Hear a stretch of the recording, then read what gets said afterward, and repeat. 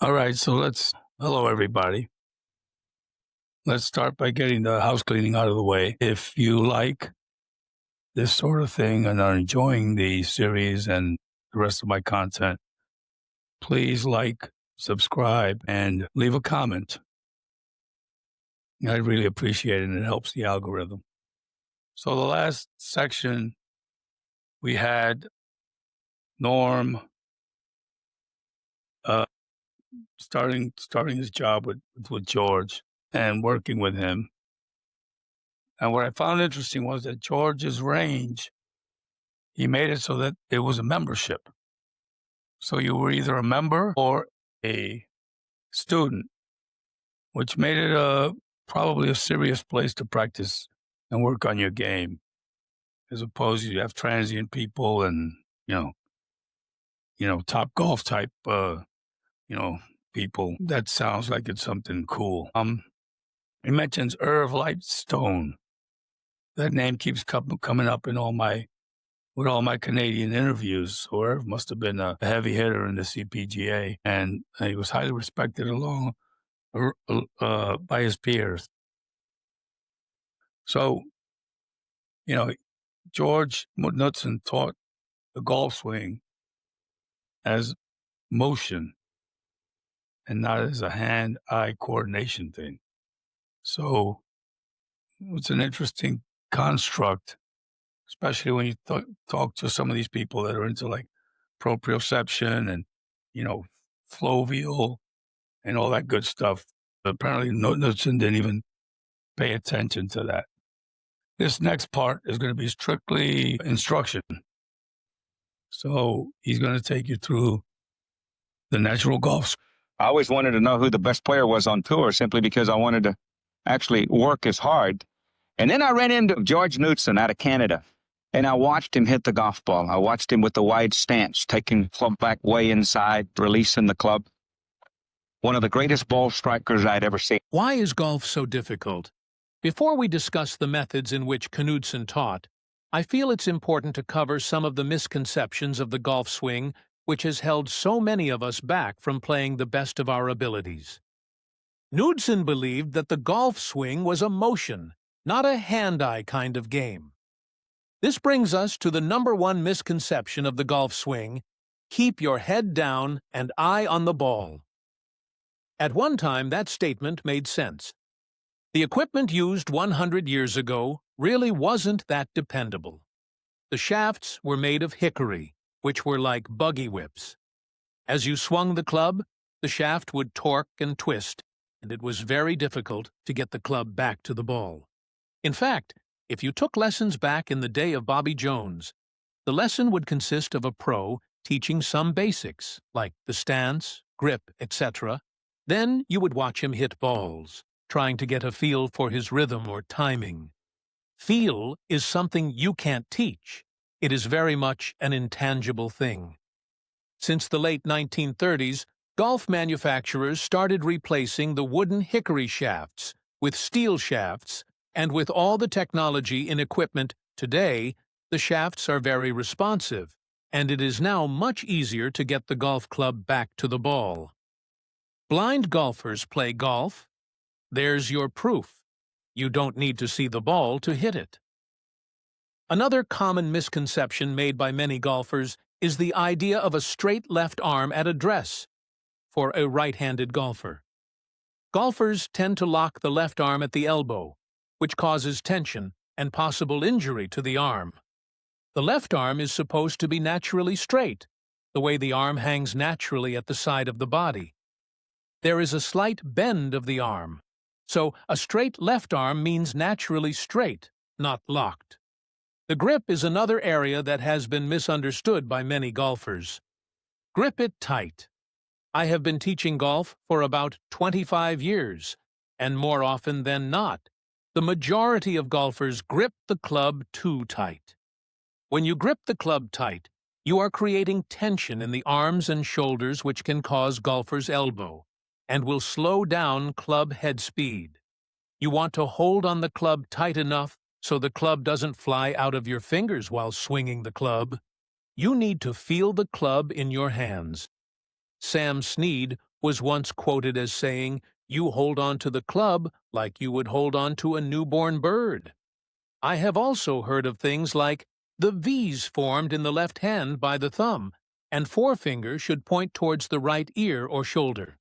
Knudsen considered that to be a strong grip, and if the golfer happens to make a good swing, the club face would be closed, causing the ball to draw or hook to the left. The hands should be opposing one another, which will allow the club face to strike the ball squarely at the impact position. With regards to posture, Knudsen believed you need to be standing at your best posture, which is tall. A misconception I have often heard is, bend the knees in the athletic set position and stick your butt out. What Knudsen taught was that the knees should have a slight flex to allow for movement. If the knees are bent too much, the golfer's weight will go forward towards his toes, which will cause you to be out of balance. The weight should be more at the balls of the feet. Your back should be straight with a slight bend at the waist. The ideal posture will allow the arms to hang naturally down in front of you, and will provide you with a starting position that will give you the best chance of getting the club back to the ball during the downswing while being in perfect balance. The list of misconceptions can go on, and you could probably write a book just on the misconceptions of the swing. These misguided ideas are what make the game difficult. Most of these concepts evolved when we used hickory-shafted clubs, and it was the teaching pro's way of trying to convey an idea or swing thought to help the student improve. Many of these ideas have been blown out of proportion or misinterpreted over the years, and just don't work with the technology we have in our equipment today. Knudsen's goal as a golf instructor was to put an end to these misconceptions and try to give golfers at all levels a logical, simple, and enjoyable means of swinging the golf club and helping every golfer reach their potential as a player. The starting position. We are all built different. However, a good starting position is in every golfer's reach. We first will take a look at the stance. Most golfers stand with a stance which is too narrow. Your 2 feet are your pivot points. You rotate your body during the back swing, which allows for a weight transfer to your back foot. If the stance is too narrow, this rotation will cause the weight to go beyond the back foot. Therefore, we are out of balance. You maybe have heard the phrase, "You need to load to a firm right side." With a stance that is too narrow, it's very difficult to accomplish that. So start with a stance that's shoulders width apart, measured from inside the 2 feet. The back foot should be at 90 degrees to the target line, while the front foot is toed outward. The amount the front foot is turned out is based on flexibility as a starting point. Start with both feet at 90 degrees to the target line, then turn the front foot out approximately 45 degrees. Your weight should be evenly distributed with 50% of the weight on both feet. Next, you want to put your hands together as if you were about to pray. Knudsen says in his book and on his video that the hands are opposing one another as in prayer. As you place your hands down in front of you, still keeping them together, you'll notice 2 triangles. One triangle formed with the arms, hands, and shoulders, and the other triangle formed by the feet and legs. When they say a straight left arm for a right-handed golfer, they mean naturally straight. There should be a slight flex at the elbow. Many golfers make the mistake of locking the front arm, which then restricts motion. There should be no tension in the body during the golf swing. If you lock the left arm, it creates tension in the arm and the shoulder. How Knudsen explained the motion of the golf swing. Knudsen called the golf ball the great intimidator, and he believed that most people wouldn't learn the golf swing effectively if they had a ball in front of them. The ball would distract them from concentrating on the positions and get them focusing on the result or what the ball was doing, so he took the ball away. Once the static positions were taught, the next thing that Knudsen would teach you was something he called the Hello There drill. This drill had 2 purposes. The first was to determine how much the front foot needed to be toed out, which was based on your flexibility, and the second was to help you understand how the body moved through the ball. And the key word here is through the ball, not at the ball.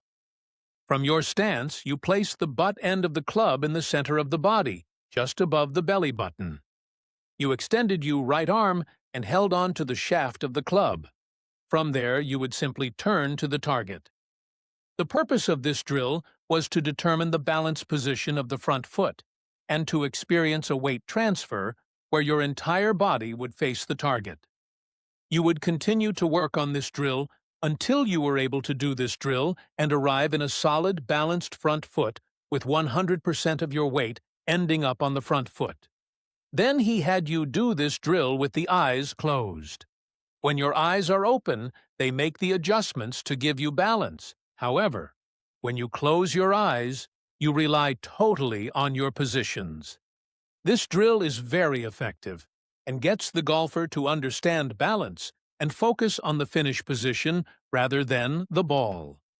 Many golfers who were close friends with Knudsen and were good players felt that this drill screwed them up when they tried to learn Knudsen's methodology. They just didn't understand it. The drill is a drill. It's not the golf swing, and it's simply a component of the golf swing. When doing this drill, you are moving on a plane that is parallel to the ground. The objective is to find balance and arrive at a finish position. When you're making a golf swing with a ball, you are doing the same thing, however. You are swinging on a different plane. Many golfers, when learning this drill, would force the finish, causing top shots, or a severe hook, leaving them with the impression that it doesn't work, said a close friend of George. I played a lot of golf with George, and he didn't swing like he taught, one close friend of Knudsen once said to me. They didn't understand the drill. The drills were designed to develop proper motion, and at the same time eliminate any unnecessary motion. Loading motion or backswing. Control the center to control the motion. When George first said that to me, I had no idea what it meant. Knudsen believed that the trunk of the body moved the club, not the hands. You had two pivot points in the golf swing, which were your 2 feet. You rotated the trunk of the body back during the backswing to the right foot, which caused a weight transfer. You then transferred 100% of your weight to the front foot during the downswing to the finish position. Your hands just hold onto the golf club. That's how it was first explained to me. I was clueless as to what it meant or how to do it. Knudsen then devised a series of swing drills which helped us to understand how to do it.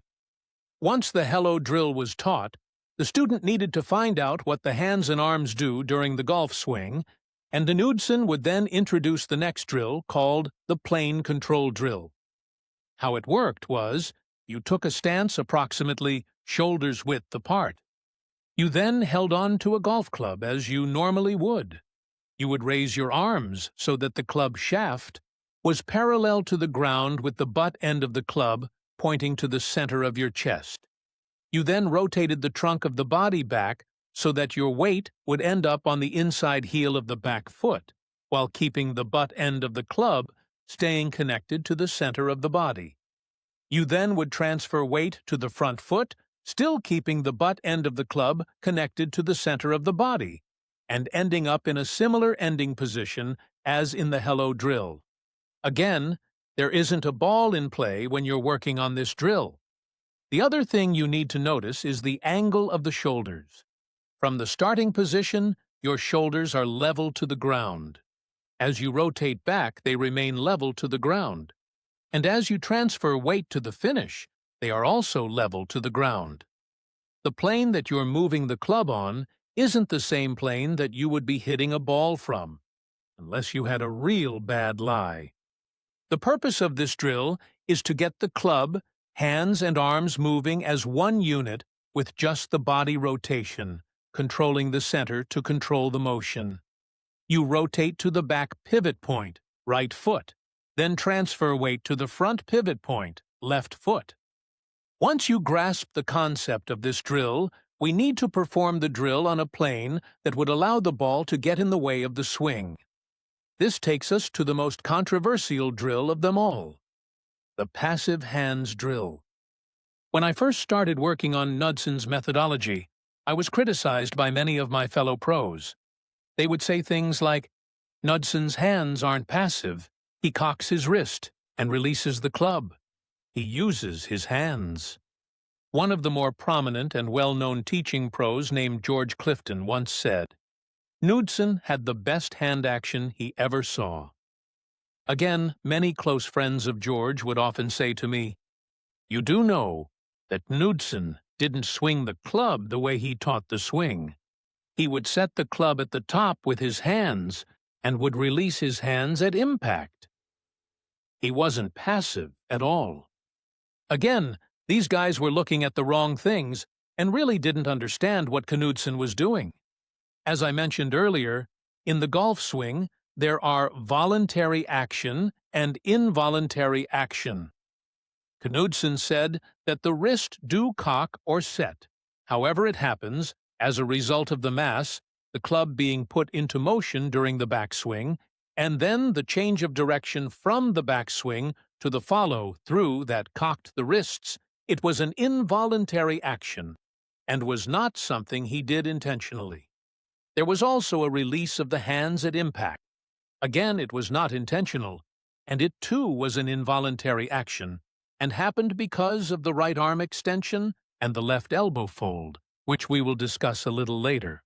So maybe Knudsen did have great hand action, and perhaps the way to achieve great hand action is to keep them passive and allow for the involuntary action to happen.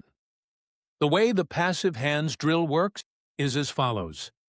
From your starting position, note that there is a triangle formed from the arms, shoulders, and hands. Rotate back to a point where your hands end up just past your right leg. The means of moving the club has been your trunk or center. You will notice that the butt end of the club will still be pointing to the center of the body. Many students have said to me that it feels like they are taking the club back hooded when they first attempt this drill. The reason why they feel it's hooded is because most golfers take the club back with their hands and not the body rotation. This would cause the butt end of the club to be pointing away from the center of the body. The hands are now active. Once the hands are just past the right leg, as you start the loading or backswing motion, transfer your weight to the front foot to a position where the hands get just past the left leg. You will notice that the butt end of the club is still pointing to the center of the body. Repeat this drill many times, and eventually your body will move the club, not the hands, therefore keeping the hands passive. You will also notice the line of the shoulders. From the starting position, they are level to the ground. As you rotate back, the shoulders are on an angle, with the left shoulder being lower than the right, as you transfer weight towards the front foot. The line of the shoulders are opposite. The right shoulder is now lower than the left. The hands have remained passive, and the club is on plane. When doing this drill, the arms remain naturally straight. The drills do more, then keep the hands passive. It also gets us to experience maximizing the arc, which is the outer perimeter that the club head travels. Mo Norman used to place a silver dollar about 16 inches or so behind the ball, and another silver dollar about the same distance ahead of the ball. He would demonstrate that the club should go straight back from the ball and touch the silver dollar as he went back, and then touch the other silver dollar after he hit the ball. He would say that no one kept the club down the target line for as long as he did. Maybe that's why he hit the ball so straight. No manipulation with the hands. From the passive hands drill, we would then introduce the next exercise called Extend Fold Drill. As you did with the passive hands drill, take the club back to a point where your hands were just past your right leg.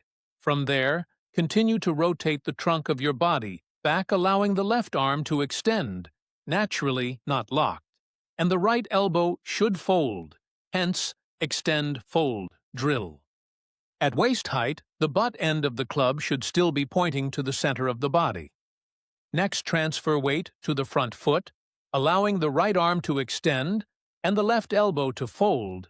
And when the club gets to waist height, on the follow-through, the butt end of the club should still be pointing to the center of the body.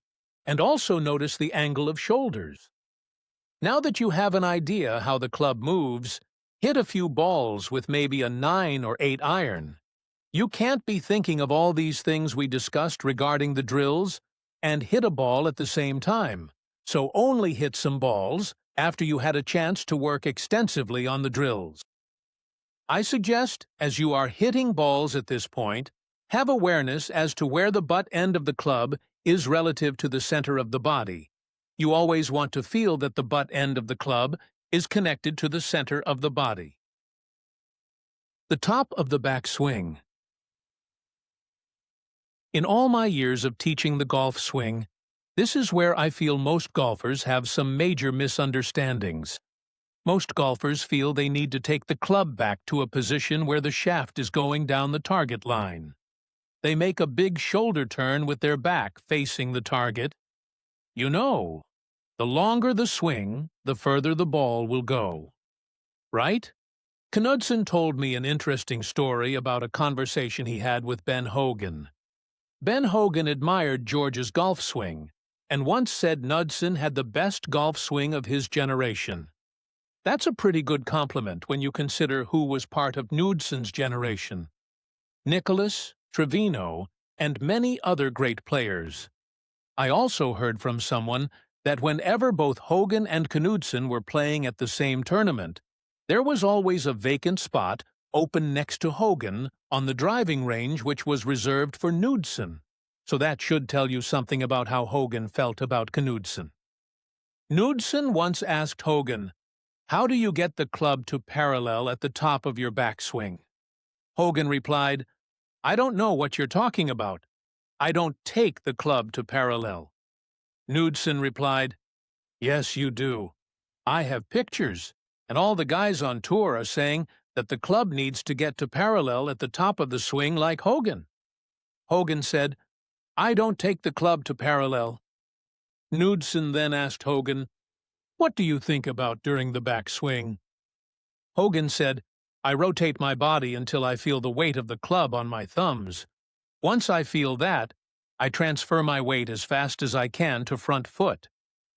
So Knudsen was trying to figure it out, and would take the club back slowly to a point where he felt the weight on the club on his thumbs, and discovered that once the club got to a point just a little past perpendicular to the ground, he felt the weight of the club on his thumbs, and that was nowhere near parallel. And then Hogan went on to explain, "I should let you know that I am double-jointed," and he bent his wrist back to a point where his thumb touched his arm. Knudsen then figured it out. The golf club has mass. Once Hogan rotated to a point where he felt the weight of the club on his thumbs, which positioned the club to a point just slightly beyond perpendicular to the ground, the mass of the club continued to go back farther. As he started to transfer his weight forward to his front foot, Hogan's flexibility is what allowed the club to arrive in the position at the top of the swing, which was parallel to the ground. So the length of your backswing is based on flexibility. Many golfers try to take the club back farther than their flexibility allows them to, which causes the swing to break down.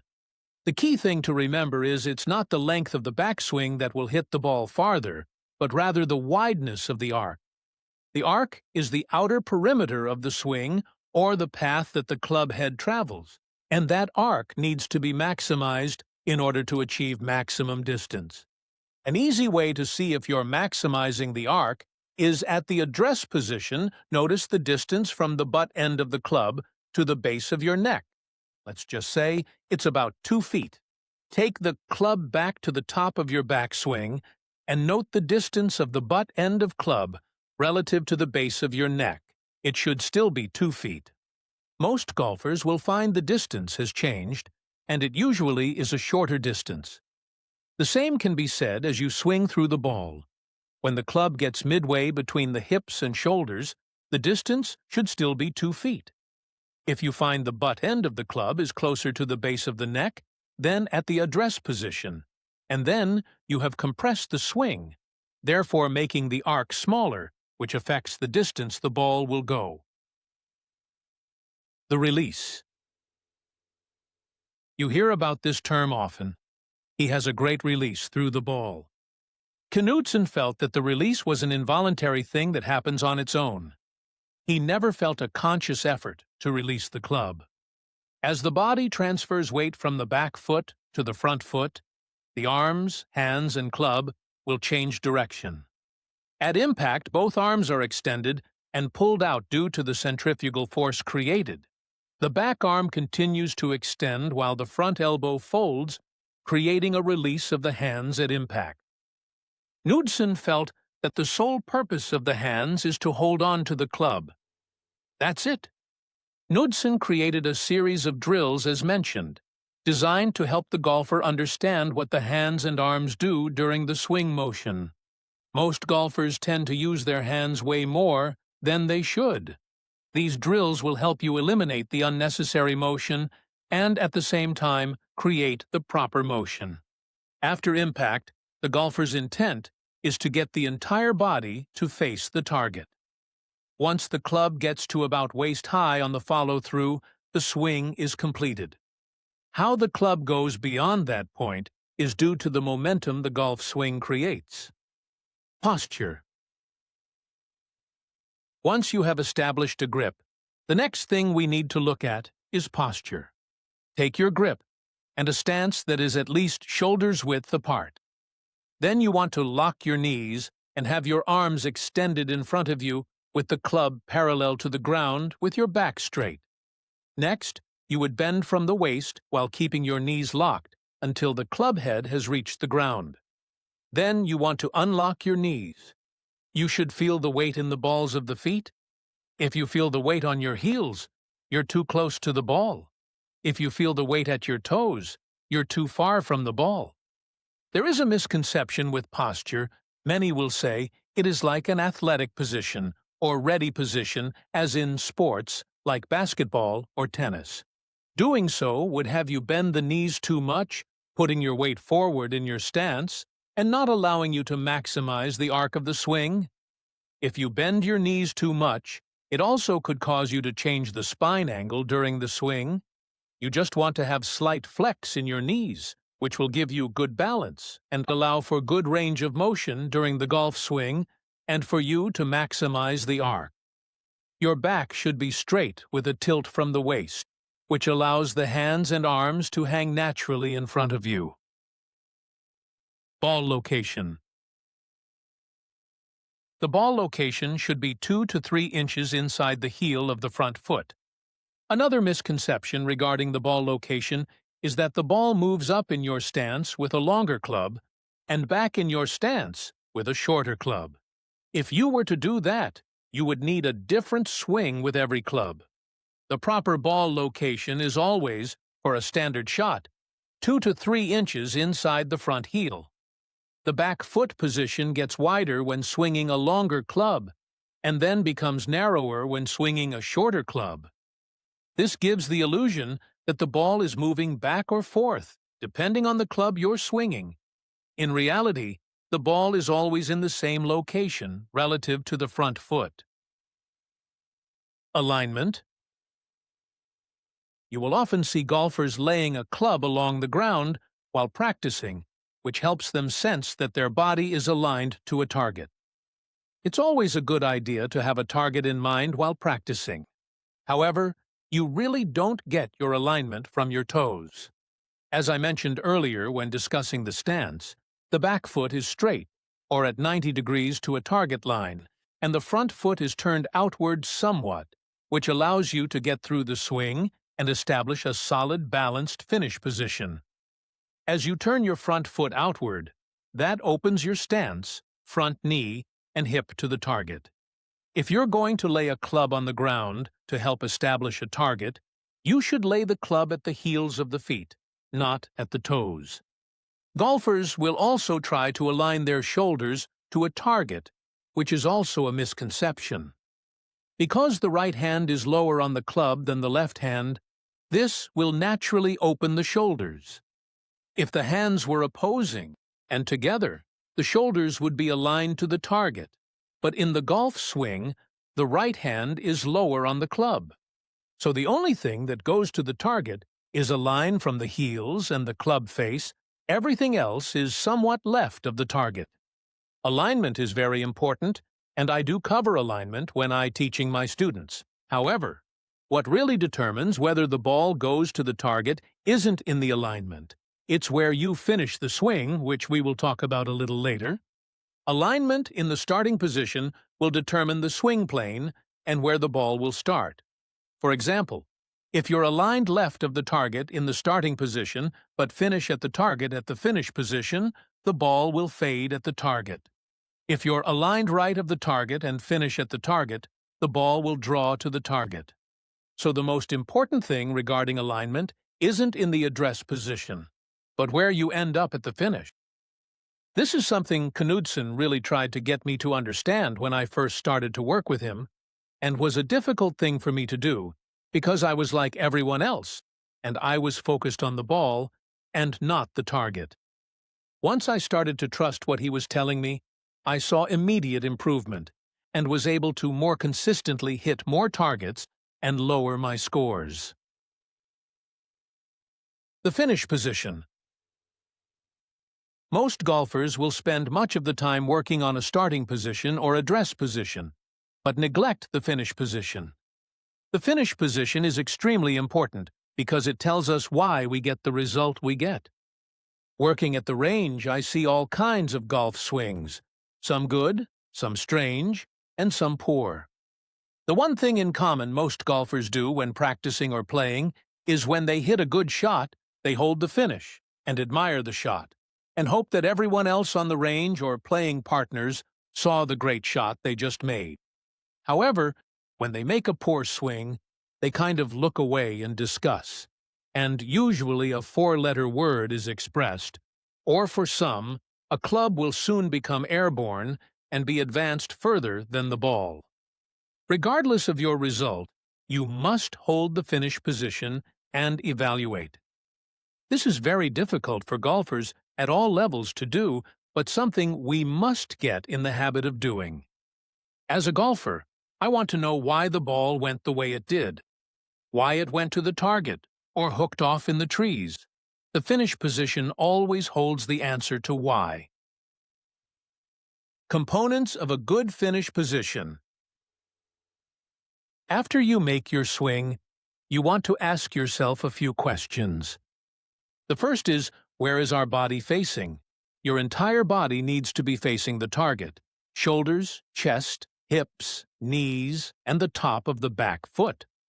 A next question is, am I in good balance? Many people have, at best, a vague understanding of what balance is. Good balance is the key to the golf swing. Not only do we want to finish in balance, but we need to be in balance throughout the entire motion. From our starting position to the backswing or load, through the downswing or unload, and to the finish position. We will talk about the balance points in the load and unload a little later, but good balance at the finish position is 100% of your entire body weight on your flat front foot. Many golfers tend to roll to the outside of the front foot and say, I am in balance. I remember George saying, we don't walk on the sides of our feet. How can you finish the golf swing on the side of your front foot and think you're in balance? George also told a story about a conversation he had with Johnny Miller. Miller said to George once, I think the golf swing has something to do with balance. Knudsen replied to Miller, try putting a ski boot on your front foot and hit a golf ball. Miller would swing the club and always finish way on the side of his left foot. You can't roll to outside of the left foot while you wear that ski boot. Of course, Knudsen replied, it has everything to do with balance. Every golfer, regardless of the ability, wants the same four things with every club in the bag, with every swing they make. 1. Desired distance with that club. 2nd, desired direction. 3rd, desired trajectory. 4. consistency. The only way we can achieve those things are if we are in balance. Harvey Penick once said that teaching golf is more about subtraction opposed to addition. The student needs to eliminate or take away the movements in the golf swing which are holding back to playing better golf. Knudsen felt the same way. He would often say to me while we were teaching, "What is preventing this student from being in balance during their motion? We need to find what unnecessary movement the student is doing, then eliminate it." The next question we ask ourselves at the finish position is, are we standing at our best height? When we start the swing, we want to be at our best posture, which is tall. Knudsen would often say, "Posture is the attitude of the body and mind." We want to stand proud at our address and maintain that posture to the completion of the swing motion. This statement was misinterpreted by many golfers that read Knudsen's book or watched his video. By standing at our best posture, we need to have a slight flex in the knees. Our chin was in a position that was up from our chest, which would allow for good clearance during the backswing for our shoulder turn. At the completion of the swing, you want to be still standing tall and maintain the slight flex in the front knee. It shouldn't lock or be bent more than it was in the starting position. The final point to make about the finish position was to maintain the blade angle. This was very difficult for me to do. What Knudsen meant by maintaining the blade angle was the position of the wrist of the top hand, or left hand if you're a right-handed golfer. At the address position, the angle of the wrist should remain in the same position once you get to the finish position. Mine would always be in greater position or would collapse at the finish position. In Knudsen's book, he mentioned the one thing that all the great players on tour had in common was that the position of the wrist of the left hand was in the position at the finish. I had a cousin that made artificial limbs for a living, and I asked him to make me a brace that would prevent my wrist from collapsing. He formed this piece of plastic-like material onto the back of my hand, and another piece to my forearm. The two pieces were then connected with a light bar of aluminum, and would be held in position to my arm by two bands of Velcro. This did the trick. I was able to maintain the blade angle when I wore this brace. The ball was struck very solid, and wouldn't vary in trajectory. Once I took the brace off, it would collapse again. I couldn't get this solid wrist position unless I wore the brace. I struggled with this for years. I would watch Knudsen hit balls, and he did it perfectly without the aid of a brace. I couldn't get it to work. I finally figured out why I couldn't get this position without the brace. I was not allowing for momentum to take the club to the finish. Knudsen said that the golf swing is completed once the club got waist-high on the follow-through. From that point on, it was momentum that took the club to the finish. I was trying to swing or put the club to the finish with my arms, which slowed down the club because of tension, and would cause the smaller muscle groups, hands, wrists, to collapse or break down. Once I allowed for centrifugal force and momentum to do the work, I was then able to maintain the blade angle without the assistance of a brace. Knudsen used to always say, "You need to give up control to gain control." I was trying to control the club instead of allowing for the momentum of the mass being set into motion. The starting position and the finish position are the static positions, kind of like a starting point and an ending point of a map.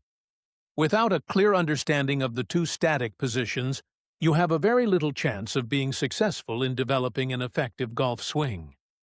Knudsen divided the golf swing into two sections: voluntary action and involuntary action.